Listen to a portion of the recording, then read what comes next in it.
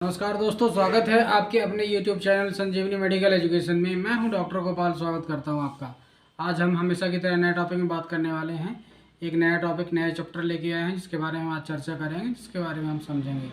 तो नए चैप्टर के बारे में बात करने से पहले हम पे उसके बारे में बता दें, ये एक चेस्ट की एक डिजीज़ है जिसके बारे में हम चर्चा करने वाले हैं।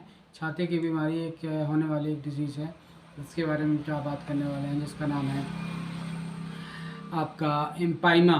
एम्पाइमा एक मेडिकल टर्म है। एम्पाइमा एक मेडिकल टर्म है। मेडिकल टर्म का इसका मतलब होता है कि हमारी जो चेस्ट होती है, यानी कि फेफड़ा होती है, फेफड़े के ऊपर दो लेयर होती है, विसरल लेयर और पेराइटल लेयर। दोनों लेयर के बीच में पस का कलेक्शन हो जाता है।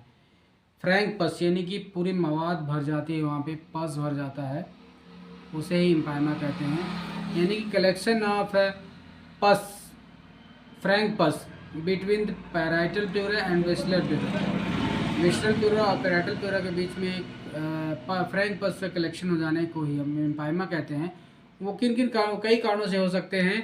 तो सबसे पहला कारण हो सकता है उसमें आपका किसी प्रकार का बैक्टीरियल इन्फेक्शन हो, या बैक्टीरियल इन्फेक्शन में खासकर ट्यूबरकुलर इन्फेक्शन हो, निमोनिया हो, लंग्स एब्सेस हो, और आपका ब्रांकियाक्टेसिस हो गया, जो पुरानी एक समस्या है, जो इसे बने रहने से भी आपके एम्पाइमा की प्रॉब्लम आ सकती है। इसोफेगल परफोरेशन हो सकता है।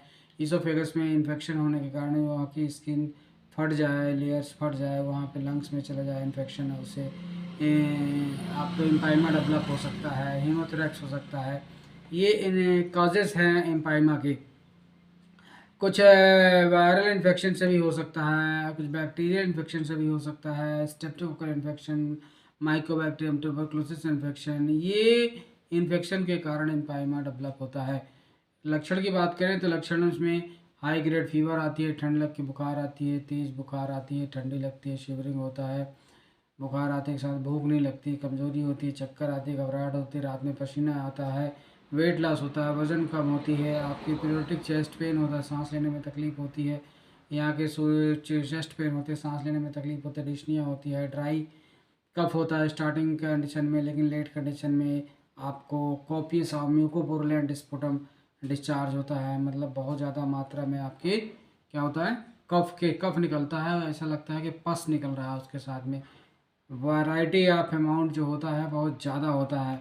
प्रेजेंस ऑफ ब्रोंको निमोनिया के लक्षण दिखे, ब्रोंको निमोनिया के सिम्टम्स दिखते हैं, और आपको ब्रोंकोप्लूरल फिस्टुला भी दिखाई दे सकते हैं, जिन ब्रोंकोस और प्लूरा के बीच में कोई कनेक्शन हो जाए, आपस में सेंटिंग हो जाए, जैसे फिस्टुला जिसे अपन बोलते हैं, ये भी दिखाई दे सकता है। साइनोसिस डेवलप हो सकता है, जब इस प्योर ब्लड और इम्प्योर ब्लड आपस में मिलते हैं तो साइनोसिस डेवलप होता है। एडिमा, चेस्ट में, छाती में सूजन दिखाई देता है, क्योंकि फुलनेस ऑफ द चेस्ट होता है, छाती भारी भारी दिखाई देता है।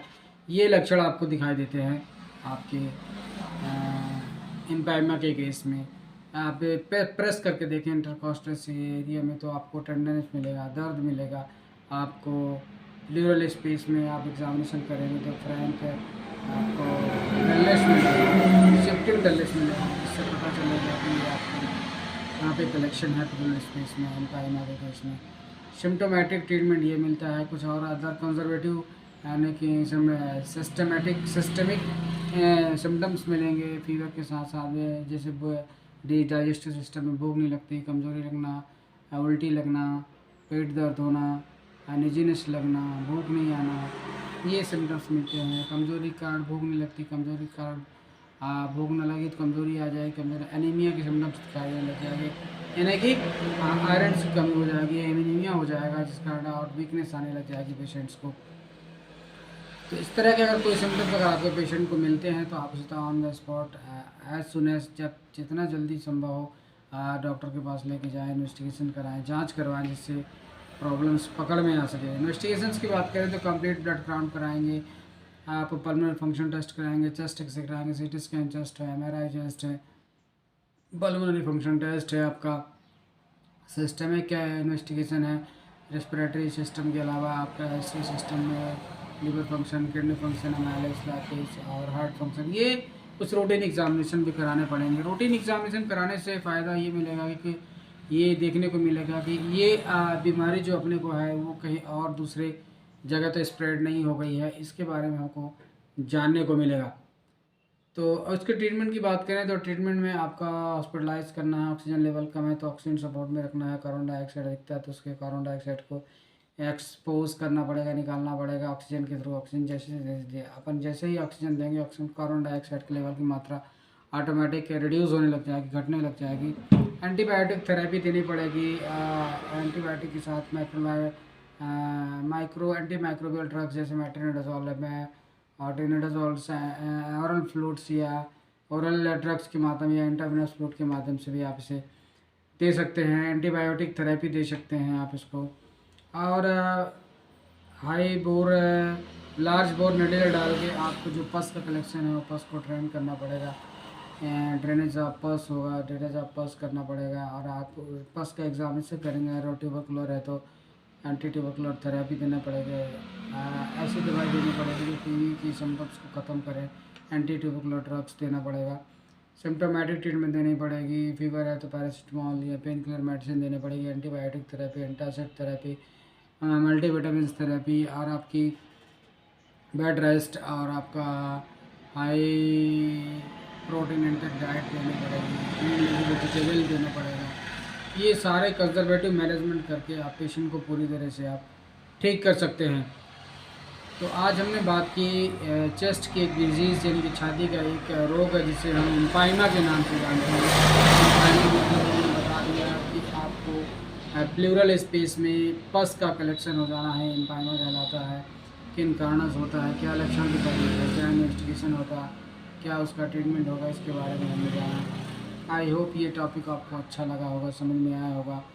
अगर समझ में आया तो हमारे चैनल संजीवनी मेडिकल एजुकेशन को आप लाइक करिए, कमेंट करिए, शेयर करिए, सब्सक्राइब करिए, जिससे ये जानकारी हमेशा आप तक टाइम टू टाइम पहुंचता रहे।